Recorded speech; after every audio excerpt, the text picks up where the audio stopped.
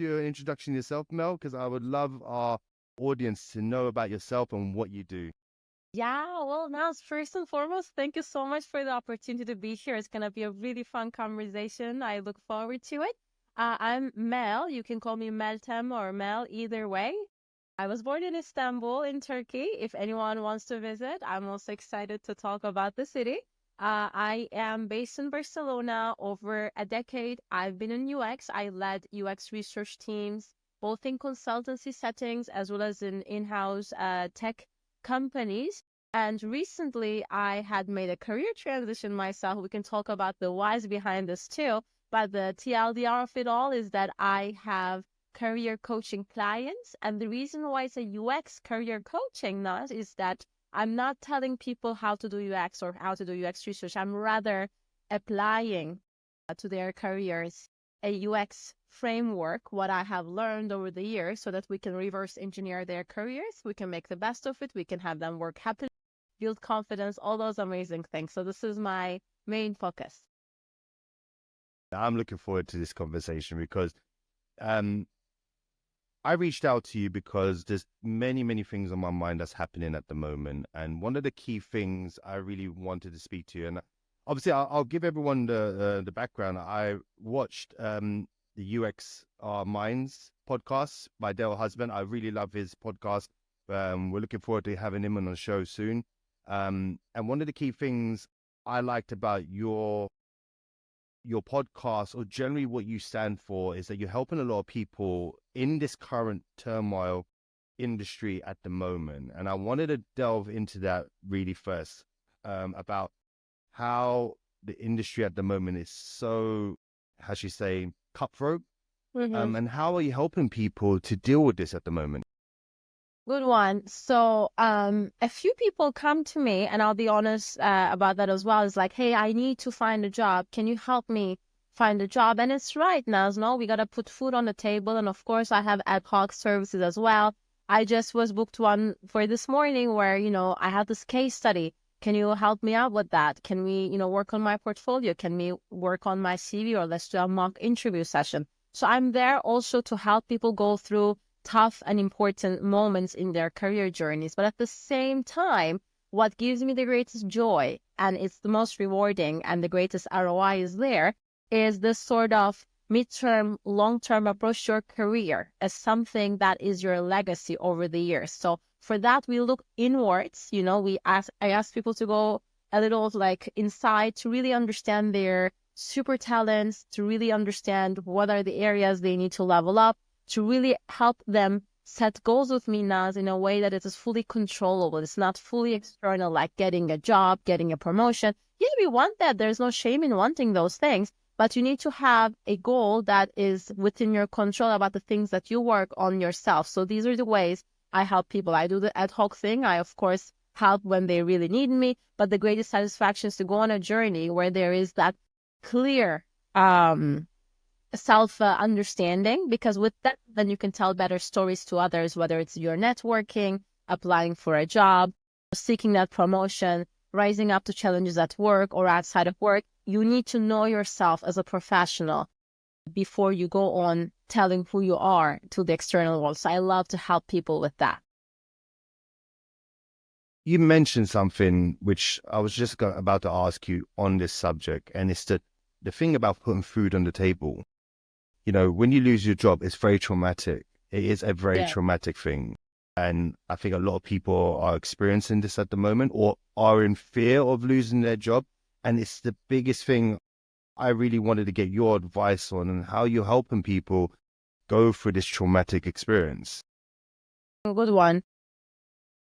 I will tell you what I'm not doing, because I Hmm? think that'll tell you a lot about who I am and what I promise as I show up every day at work. Yeah, I'm not telling people not to say, hey, work with me in 30 days, you'll have your dream job. Maybe that's the thing that people would want to hear the most, and they yeah. would willingly collaborate with me. But I'm telling them from the first moment until the last that, look, you know, things happen. Being able to distinguish what's within your control and what is not is of major importance to manage our mood, manage our confidence, level up in our skill set, show up positively.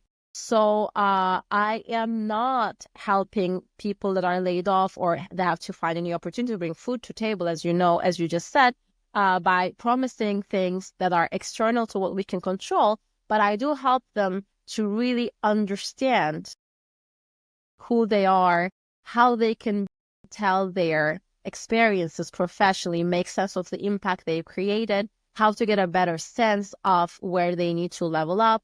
I can help them set goals that they can control. And this is about agency. This is about empowerment, because as we progress in each and every session, as well as in the async exercises we do, they see that, the trust is built now, then they trust themselves first. And of course, to me, because that's something they say, okay, I can be laid off. Maybe that promotion doesn't happen, or many things happen at life that's really not within your control. There's really nothing much you could have done differently to reverse a layoff that happens on a country level or whatever. But if you can set up goals that you can control, and if you build momentum, sooner or later the results show, and you are much more empowered in the process because you are leading that. And this is what I offer to people, that they are the owners of their careers. The career isn't something that just happens to people by chance. And that sense of ownership, that sense of empowerment is a huge driver for people to find joy again.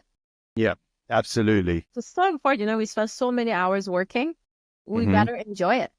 Yeah. No, I think that's why I really wanted to bring you on the show. I love your honesty, and you've made a very good point. You're not promising them, I'm going to get you a job in 30 days, but you're building them the self-confidence in themselves to bring them back up to that kind of way of, you can find a job. If you stick to these kind of things and focus on yourself, you can find a job. And I want all our listeners to know that, that's what Mel stands for. She's very honest. And yes. I've spoken to you. Some people hate. True. That's true. That's true. Yeah, that's true. And actually, we're going to have a podcast soon about people, somebody who's a good mentor, and what does he look for in good mentorees, kind of thing. And I think, you made a good point. Some people like it, some people don't. People like that. That's what I love about yourself. You're very honest. You're very down to earth, and that's why I would love people to come and go to you for career advice, because this is something I think a lot of people are going to benefit from. One of the key things I've noticed when I'm speaking to UX professionals generally is that they lack that kind of business language in order to get some of their designs over to even collaborate inside the business. Now, if you look at our podcasts that are coming up, there's a lot of friction right now between product managers and Absolutely. UX. It's crazy. It used to be between development and UX, but now it's between product managers and UX. And one of the key things that I've seen also, what you stand for, is teaching people the business language or the business acumen in order to get their designs over. I wanted to delve in on why you think that's so important for UX professionals.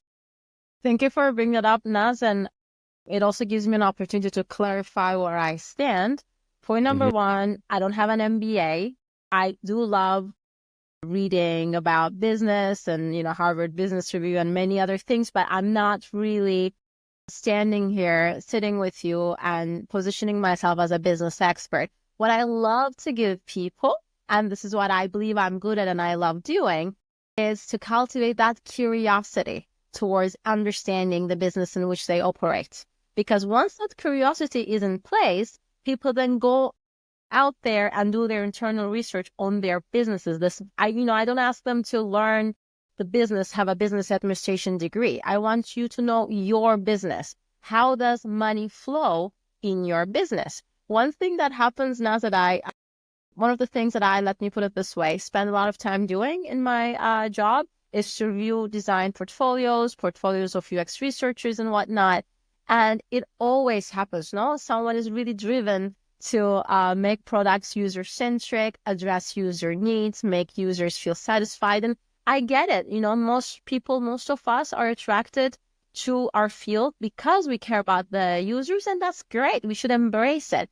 But what I'm lacking, and I believe this is the core of that tension between product and UX, is this lack of interest in how money flows. How does business work so that it's sustainable, it generates enough revenue, the cost is cut, the profits are made.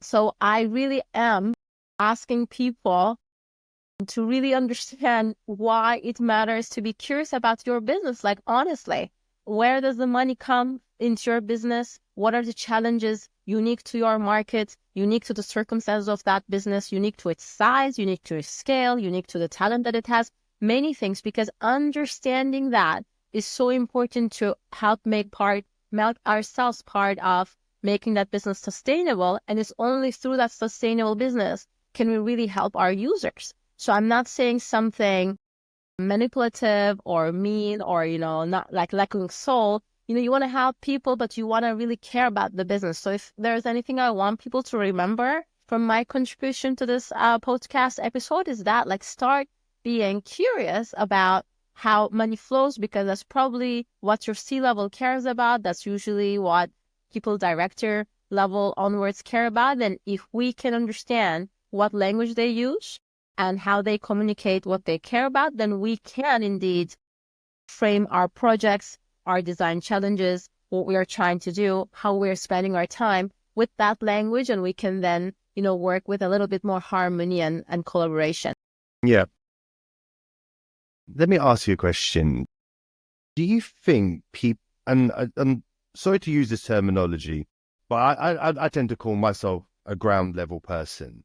And before I started DesignOps Align, I like to be on the ground, meaning that I like to be involved in the design work and be on the kind of ground level. And so do you think people that work on that ground level should know the operational costs of their team?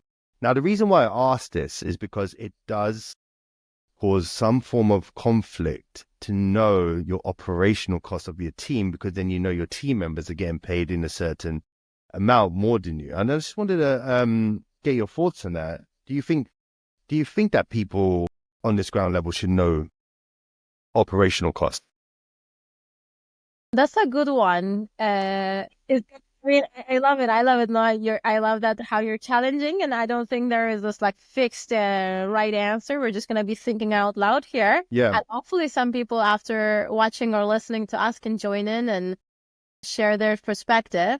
My take, and I'm aware some people might hate me for this. It's gonna sound very cold-blooded, but I feel like in tech, especially, there's been this good vibes and flowing of opportunities and this family, we're friends, like, we're not dressing up, it's not formal, it's good vibes. It is true, and that's great. But at the same time, if a business is hiring you in their UX team, that the premise there is that they believe that by hiring you, you're going to deliver certain style of work that will help make more money than the money that the company is spending on you. So this is the difference between how much they're spending on you and what you're producing is what matters.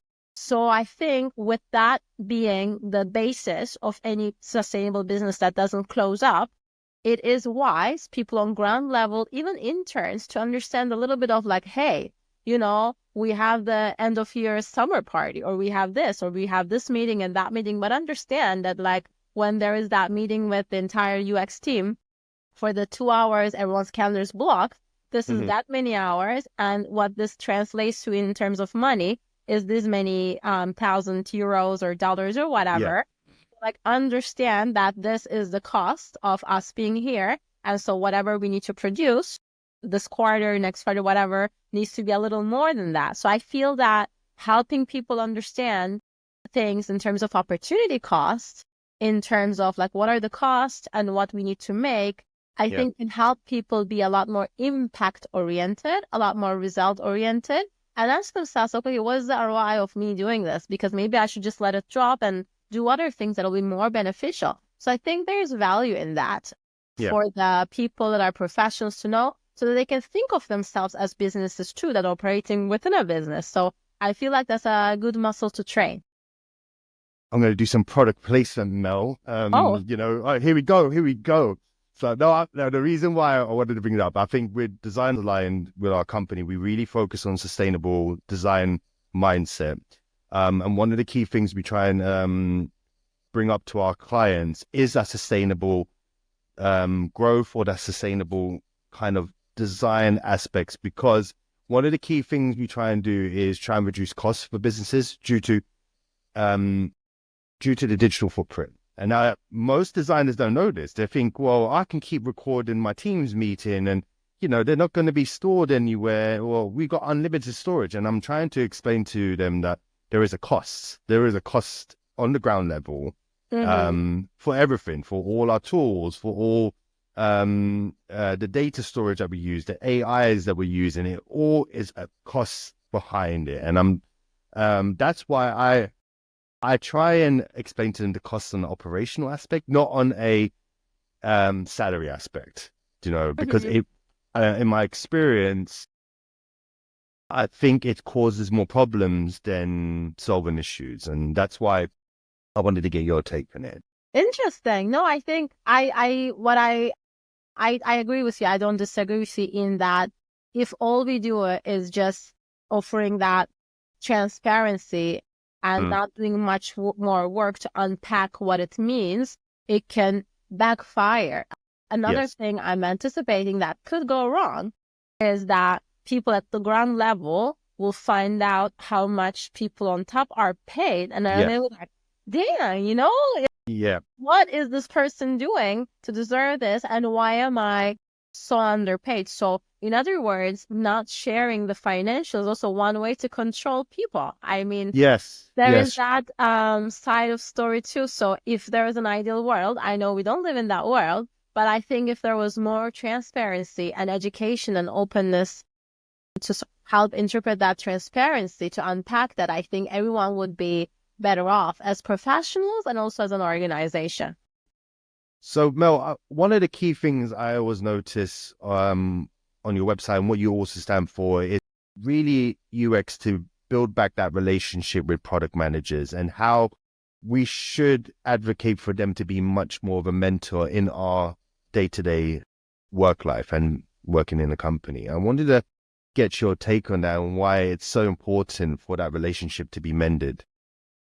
Yeah, and I was just going to say that this is an amazing opportunity for me to be a little vulnerable as well, because over the years, I had some amazing relationships with product managers, directors, that both-sided mentorship where I did my best to help them know about my experience, as well as they helped me a lot in understanding the metrics. They were the ones to go to for me to ask my dumb questions like, hey, why is that proxy metric is there? Like, hey, this product information, why is this drafted that way? So they were, I had a few people, which is something I always recommend to UX professionals, like get your buddy. It doesn't have to be a formal relationship. It doesn't even have to be official, but have someone with whom you can have trust-based conversations that maybe you're not comfortable sharing in writing in the Slack channel with a broader team and that sort of thing. It's absolutely helpful. It's absolutely necessary, because one thing I've learned is that no matter what company you go to, when you have different roles that collaborate so closely,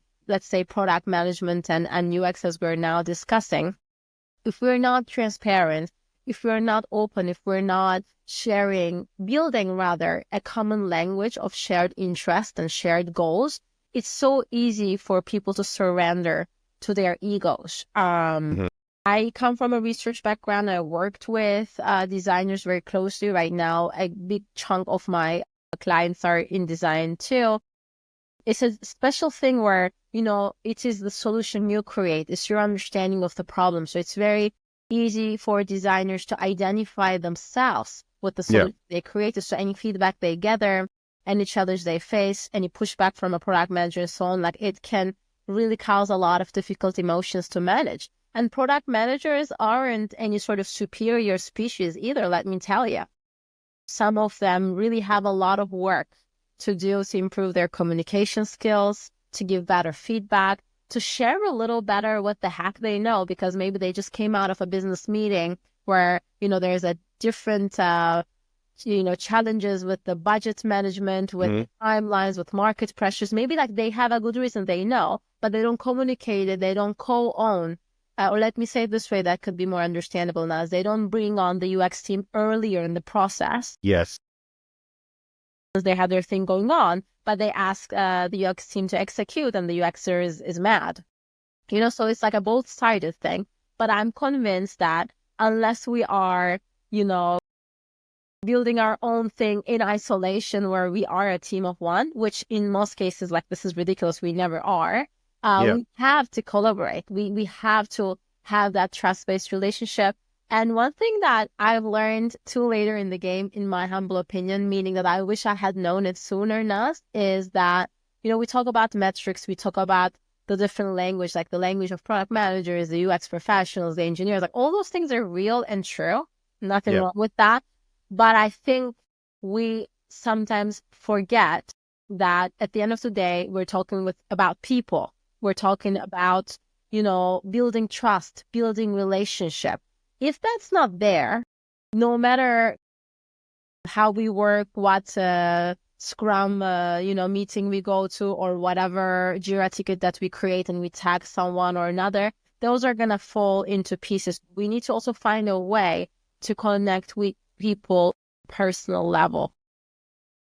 I guess with any relationship, and that goes to all kind of relationships, there needs to be boundaries set, because you can run into the risk of your relationship with your product manager being too close, where they can take advantage. And 100%. I think I've seen it also happen in many companies where they kind of build up that relationship so closely where they can really dictate to you or really hold your hand while you're painting the brush. And that's my 2 cents on there. I think all relationships always need boundaries. Always need, and I think when it comes to a relationship with a project manager, you also need to set boundaries for yourself, because you will run into the case of being what they call a wireframe monkey, and literally just executing on demand. So I'll say something that will maybe blow your mind, but bear with me.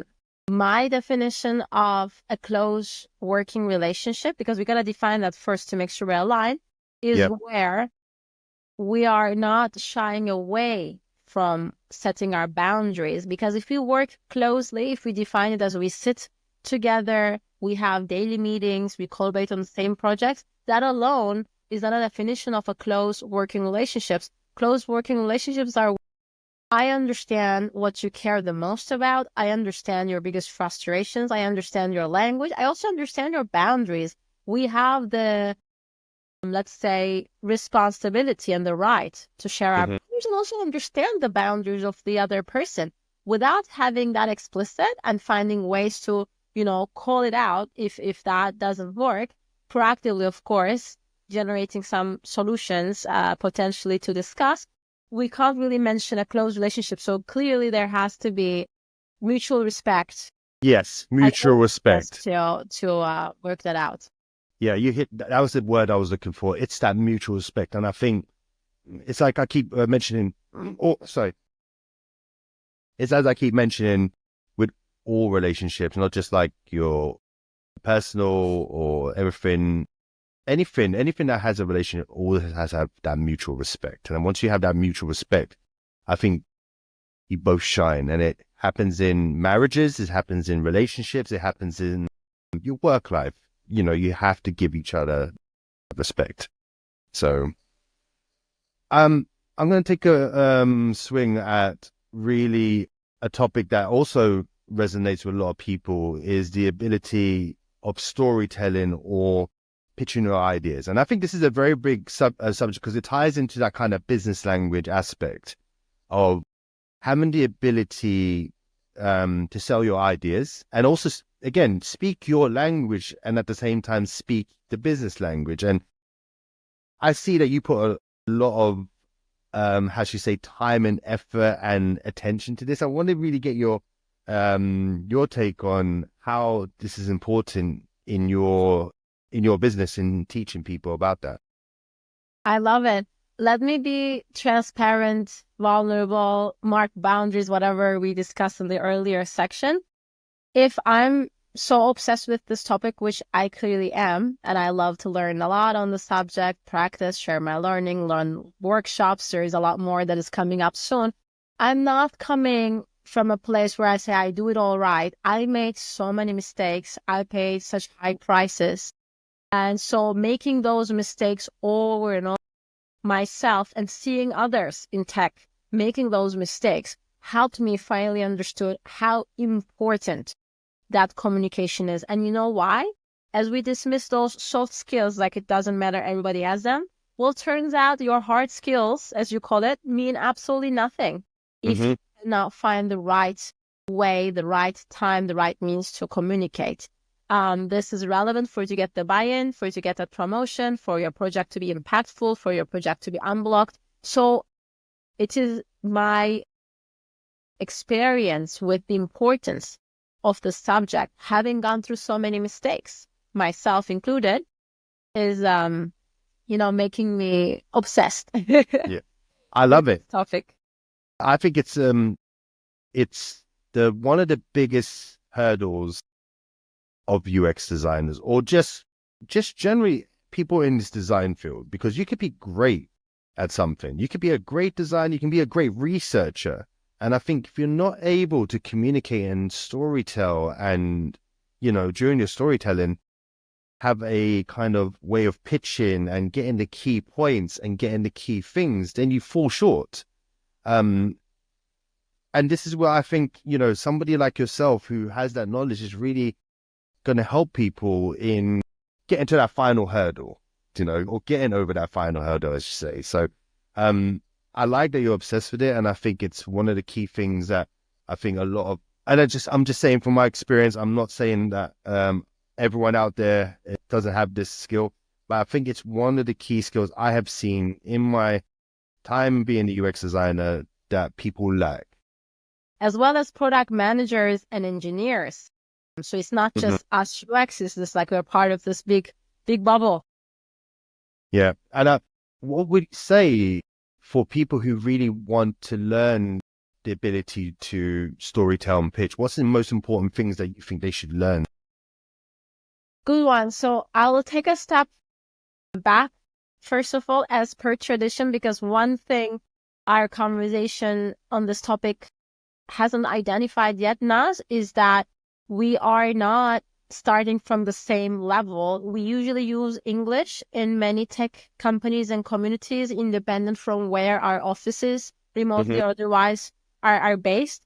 And yet, I'm not a native English speaker. Many people I worked with aren't. The reason I'm bringing that up is that language is culture.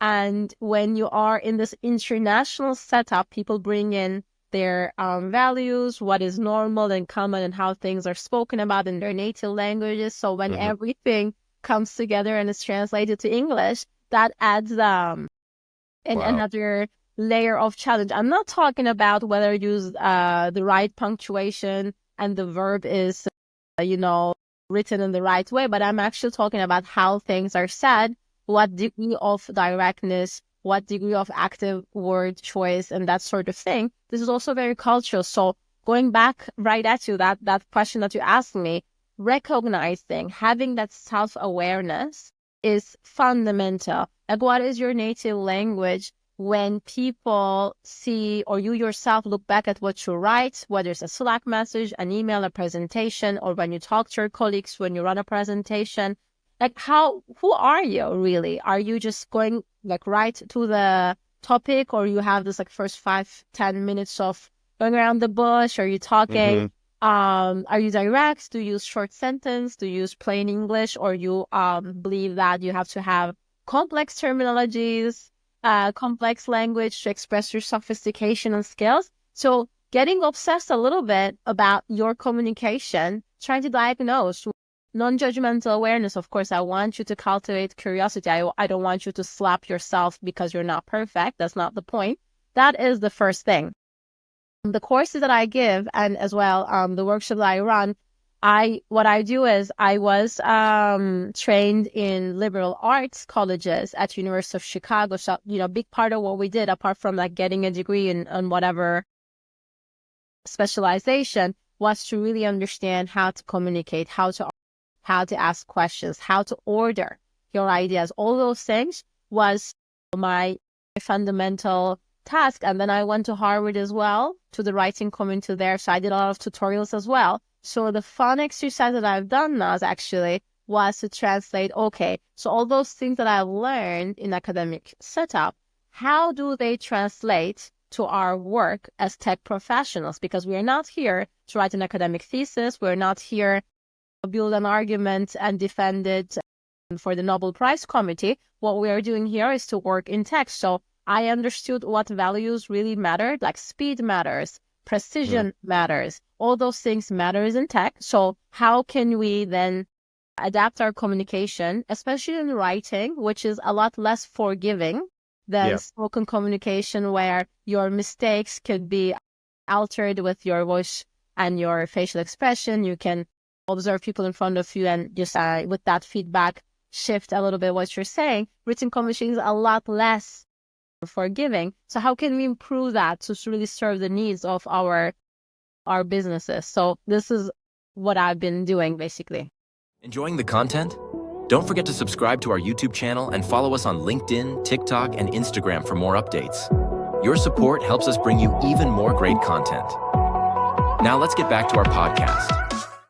I'm gonna touch back on the written communication because I think that's a very important topic, but I definitely can relate to the aspect of the culture that you are in or where you live. I'm a British person that lives in Switzerland, so the culture is very different, very different. And it took a lot. It took a lot to adapt. British people are we're very sarcastic in our humor. We're very So it was very hard to adjust. And I would give any advice, or my advice to anyone who goes through this would be, as Mel said, you have to learn how your recipients talk. Communication is key. And I think Tony Robbins said, you're good as how you communicate. You are as good as you communicate. So this is very, very important in this field. And I think Mel does a really good job in emphasizing this. And I think I really want to touch back onto the thing where she's just saying written communication skills. And I think I really want to delve into this. The written art is a lost form, in my opinion. I really think we have lost the art of writing, and we have lost the art of reading as well, from what I can see in the industry. And I'll dive into this and ask you a question. I think a lot of people tend not to read. We tend not to read documentation. We tend not to read stuff that's out there that will help us in our design aspects. And I really want to get your aspect, why written communication is so important to you, and why is it a good emphasis in your business? Right. So I also agree. People don't read. We don't have patience for that. We multitask. So the sort of risk of disappearance is there. And I unfortunately have observed in my direct reports in the past, or the business I worked for, is like, why would I go and write like what I'm doing or what I'm asking people? We already talked. Let me do the actual work instead of writing. But here's the catch. Even if a certain collaboration is taking place between two people, it is taking place within a broader organization. So it is in your advantage to be able to document the essence of it. The essence meaning, this is what's decided, this is why it's decided, these are the steps that we're going to take, like that sort of thing, right? Very basic, very direct, short sentence, plain English, all those things is in your advantage, because a lot of times there is this impression that a communication takes place, but it's not communication. People disengage, different ideas of like what was spoken about, what's going to be done. So having that alignment in writing, both for people to be able to point back at when they're going to have to follow up on that, as well as for others who weren't part of that conversation, is really important to build. The company culture is really important to build momentum from one day to the next, because, like we all experience that. New people are onboarded every day. People are offboarded every day. You need to have some sort of continuity. And this is why Yes. writing was born in the first place. And this is why we need that. That being said, I really believe that the best sort of writing that works amazingly in the text space is the one that prioritizes clarity and, cutting the crap, for the lack of a better word, Yeah. being precise, being clear, but also being short and simple. This is what matters, because people are not reading the same way I'm reading Milan Kundera for my pleasure. Language as beautiful thing. I love reading. I'm enjoying myself. This is not. No, people read it for a purpose in tech, and the shorter it takes for them to make a decision, the shorter it takes for them to have clarity and understanding to take action, the better it is. So you gotta be short, you gotta be precise, and you need to master it. A lot of the times what pours out on the first go from you is not the best way. You need to order your ideas, you need to ask your questions. So, just caring about that communication to work the right way, to edit it a little bit, to make it more actionable, more direct, thinking like, who's going to read this? What do they need to remember from this message? Do I want them to act on it? Do I want them to just have visibility? Making all those things extremely explicit actually feels like you're taking extra time to do that, but you are saving so much more time, Naz, by doing that, because then you're going to, avoid misunderstandings, avoid chaos. People are clear about what they're doing. They enjoy their jobs better, actually. So all those things are better done through writing. Mel, I'm actually gonna expose one of my friends. I'm not gonna give his name. I'm not gonna hot him up or gaslight him on the podcast. But one of the key things, he's a developer, by the way. I hope that's not you, Naz, because some people. No. A friend of mine. Just a friend of mine, just a friend. I'm not saying who. It might be me, but no. I wanted to highlight this because one of the key things I remember him telling me, as mentioned, he's a developer. Okay. And the reason why he doesn't document is because he fears that he will lose his job if he gives out that information and that knowledge. And he does that on purpose because he wants to be the key man. It's called the key man issue, where, they have all that knowledge. And you can already tell where I'm going with this question. How do we deal with people who don't tend to document due to the fact that no, it's knowledge. Knowledge is power. Knowledge it's one of those key things, and that statement goes hand in hand. Knowledge is power. Right. I love it. I have examples from my previous working relationships as well, where it's an issue. And let me make it clear. Writing is a vulnerable act. Because you can sit pretty, stare out of a window or your laptop like, oh, you're working very hard, you're very smart. But the moment you commit to writing, you're exposing yourself, That has to be some sort of truth. And some people are fearful of that. In your friends' circumstances, they want to hold on to that information. Unfortunately, it's not collaborative. They're not giving it away. Giving away is actually the best form of gaining power, in my humble opinion, because you show to people how useful you can be to them. And through that, you expand exponentially your value. So I disagree with his notion of keeping it to himself. It's a very limited worldview, zero-sum game, that sort of thing. Yes. But that being said, I think short answer has to do with the company culture.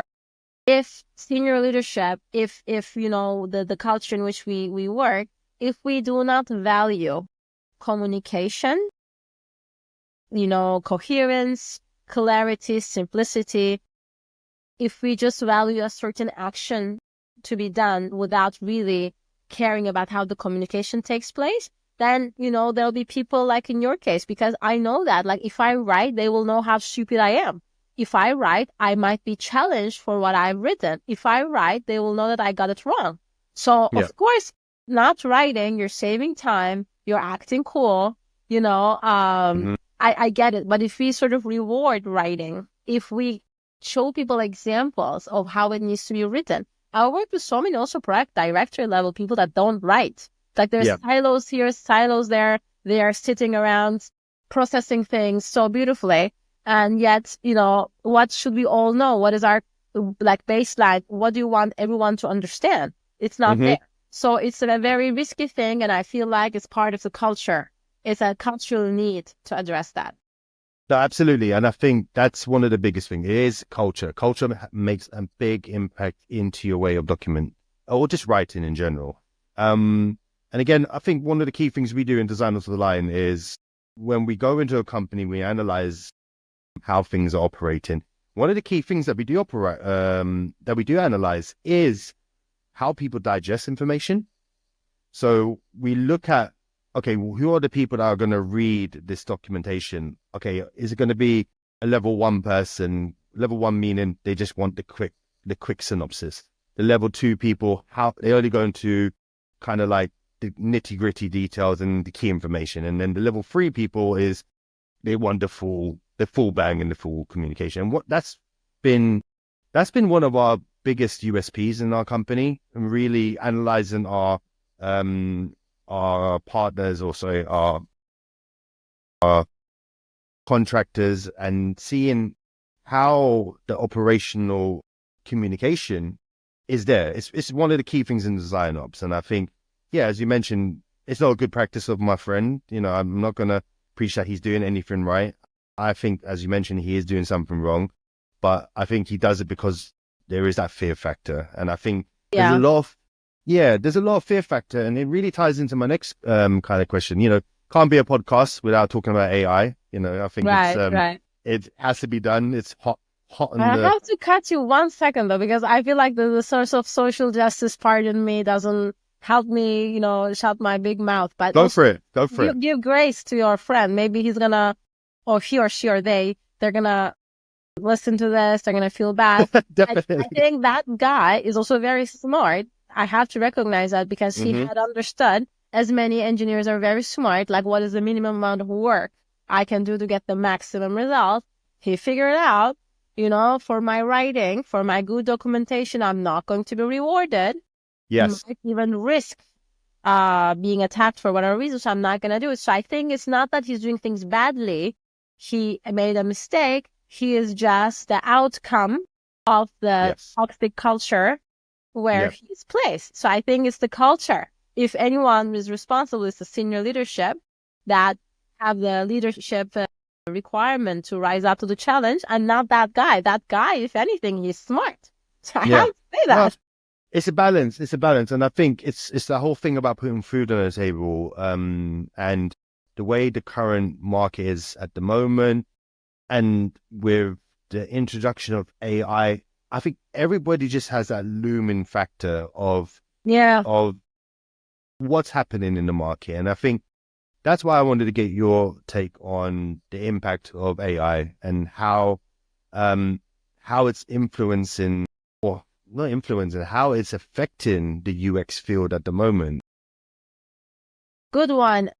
My take, I, of course, read about an AI. I am soon going to have, soon in December, a webinar, a training on how AI can help with research analysis and so on. So I am deeply curious, like many others are in tech, although, of course, I'm not dedicating my professional life building AI or anything like that. But one thing that I desire from AI or people's interactions with AI is that it helps us to be a little more intentional, because that's the gap I'm seeing. That's the risk we are facing. And we have to be very cautious about that, because what happens is, if the AI tools that you're using will help you with rapid prototyping, it'll help you write better UX content, it'll help you take notes during user interviews, you might have the wrong assumption as a UX professional that, hey, I can be a lot faster. This is not labor intensive. My job is being done. And indeed, hey, good luck. You are at the risk of being replaced, right? Because you're not adding extra value on what AI itself produces. Yeah. So if we are cultivating the knowledge, skills, experience, critical thinking to add on and challenge the AI results we're getting, What are the counter arguments? Like, what is this thing missing? How can I add, further value into what is done here? Then, hey, that could be an intentional use of AI where you are critically engaged. You're using a tool to go faster, to be more efficient, or whatever you want to name it, but you're not on an autopilot mode. Because that's the most important part. The fear I face a lot of the time is that the AI results, like, once again, whether it's for prototyping, taking notes, even writing a product information document or whatever, it looks so polished and it could be misleading. Like, how can I be critical to anything that seems so polished? But hey, like, that's just the looks. The AI is fed a certain formation, whatever that is trained on the models, machine learning models. And so, like, it doesn't mean that for this very challenge you're facing with the very stakeholders you have in this moment, it will deliver right away automatically the best results in 5 seconds. That's not the case. So, it's intimidating, but we need to, like, step up and really be intentional, not use it, but like, how can I add on to that? What might be wrong here? What will the opposite outcome look like, and what truth it might have? I think they're important questions to ask. That's brilliant. I think, like, you bring up a lot of, ethical points there, in the sense of, I think it's going to be part and part of our work. That's my personal opinion. I think it's going to be very tied in to our day-to-day work. And I think that ties into what you just mentioned, like, question it, really don't take it for face value, really do the ethical things of checking it and, really be thorough with it. And I think, as you mentioned, it does speed up a lot of our work in a sense, but I think it's still in its early stages. And I think, right now everyone's jumping on the bandwagon to just speed up and just say, okay, I can deliver this, I'll deliver this. But I think we do need to take a seat. Well, we need to take a look at what is really coming out of it and really be critical about what comes out, and be ethical, as you mentioned, about what comes out. One of the key things I really wanted to get from you, somebody in your expert field, and people that are listening to this podcast and following you and listening for advice, is how can they future-proof their UX career? And what advice would you give to them about this? I love it. Would you edit out if I said they cannot, or we cannot, bulletproof or future-proof? No, I'm going to keep everything in. I'm going to keep all our mistakes in and stuff like that. I'm going to make sure. It's fine. It's beautiful. I will give some ideas and questions to help people empower themselves in career, to find joy in career, make more money, or get more exposure, growth opportunities, and all that. I will do that.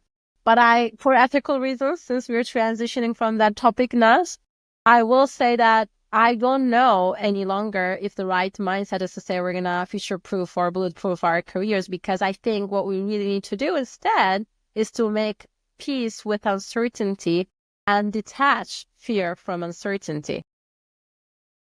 Our careers not necessarily, but maybe our companies where we work or we want to work, they're not family. There's no emotional, unconditional love sort of relationship thing. Things can go wrong. You might find yourself that by the time you're laid off or you're fired, you don't have already guaranteed next job. There might be a gap of some months or even year. Who knows, really? I don't think we should put too much pressure on ourselves if that happens, as though we did something wrong, like we could have future-proven our careers and we haven't, and this is what we're facing. Like, it's happened. We're humans. Let's accept it with grace. There is some things we cannot control exactly. Some people take care of a sick partner or their child or pet or whatever. Like, there's also life happening outside of their careers too, that it impacts how we show up at work. These are part of the human. So I think it's rather embracing uncertainty as we move on than trying to find an illusion of safety and guarantees. That's the first thing I want to say. The other thing is that I do believe that in general, I've talked over hundreds UX professionals in recent months as I build my career coaching business. I do a lot of discovery calls. Some people end up working with me. Some people don't. Of course, that's perfect. But I do believe that networking is largely misunderstood. And the way of defining networking is like we shake hands, we're at an event, we drink something together online, offline, whatever. But that's very transactional. Whether you are happily employed someplace or you're looking for a job, what you really need to care about is like, okay, I'm in the domain of UX. Who on earth is also in this domain and also in my city? Who are the people that need to work with UX? What do they need? What are their biggest challenges? What are their frustrations? What are their goals? How can I be helpful to them? This is real networking. It's a lot less transactional than like there's this job posting. I'll apply to that job. I'm not telling Naz that people shouldn't apply for jobs. Of course, that's part of what we'll do. But having this less transactional and more strategic midterm, long-term approach to, treating it all as a community, know who you are, know what makes you unique, know the people around you, what their needs are, position yourself in a way that brings value to those relationships to build business. So that is what I would really tell people. And it's really fun. You can make it positive because it's a journey. Yeah. And I think that's the one thing I would really tell people, whether they're junior, they're interns, or they're directors or C-level. That's brilliant. And I love the advice. And I can't thank you enough for coming on the show. I wish we could speak longer. I mean, I could really, I could definitely pick out so much information from you, which is not just helpful for the audience, but just helpful for myself. I love it. Same here. So it's been honestly a great pleasure having you, and we would definitely love to bring you back on the podcast and see how the career coaching has grown. And we're looking forward to all the I'm looking forward to everything that you're doing and everything that you're posting on LinkedIn. Thank you, Naz. It's been a great pleasure. Thank you for giving me the opportunity. I also see that you're growing as a podcast host. I see a lot more your personality. The comments and questions are really to the point and so relevant. So thank you for having me. I'm sure you'll tag me when you release this. Absolutely. But I also absolutely. Yes. Hear from people, see what they say hi. So don't be shy. Yeah, I'm glad you came to our 2.0 version. Our 1.0 version was really our MVP. So it was, this is all the new setup. But yeah, I'm going to speak to my marketing team and tell them to give me a longer time to do podcasting. So amazing. Well, thank you so much, Naz. It was great. Cool.